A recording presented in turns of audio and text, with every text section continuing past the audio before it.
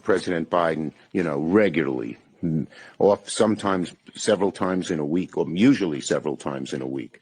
His mental acuity is great. It's fine. It's as good as it's been over the years. I've been speaking to him for 30 years since we worked on the Brady bill and the assault weapons ban when I was a young congressman. He's fine. All this right-wing propaganda that his mental acuity has declined is wrong. He's going to win the election because he has a great record, because more and more Americans are seeing that record. Okay, so right-wing propaganda.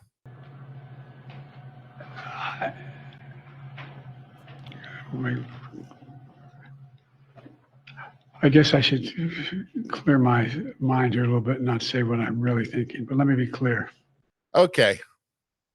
And what did Chuck Schumer say there? What did he say?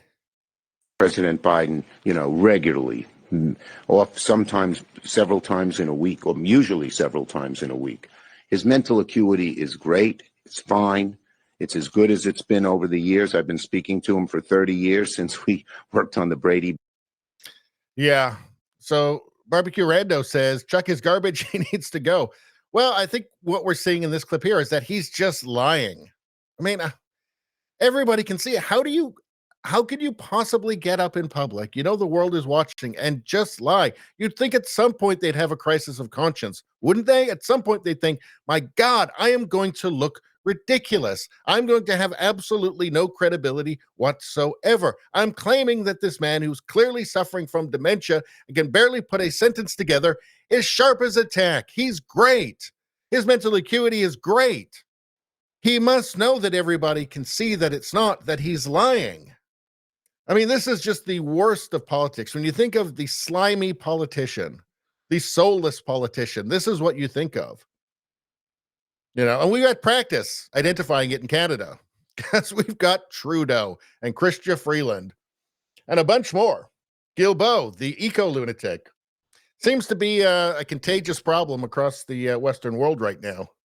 Let's see. Jayham is saying, I may be overreaching, and if so, please let me know, but I was in the U.S. infantry during the Cold War in the 80s. I watched the news when East Germans were shot and killed while attempting to, I'm guessing, to swim to the West.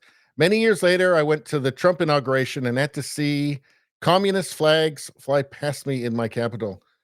Yeah.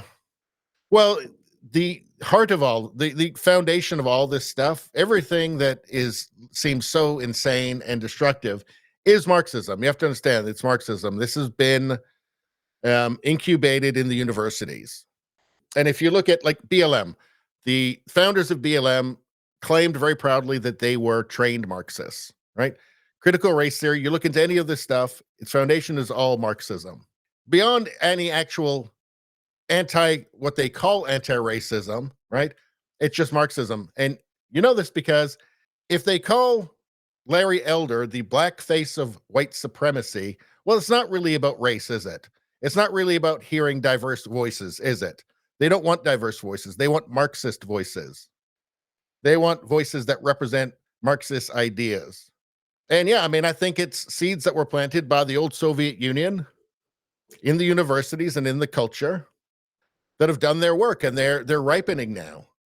They've grown and they've blossomed. And the fruits of this are now the bitter fruits of it.